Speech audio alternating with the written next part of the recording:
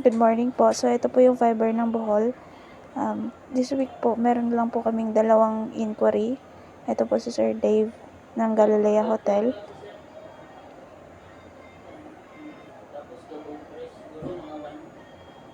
So, na-customer visit din po namin siya.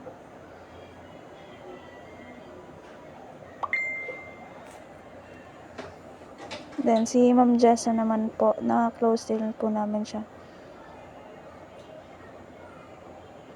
Sa ballpen naman din po yun sa kanya.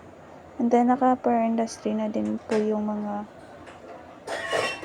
customer namin. 3, 4.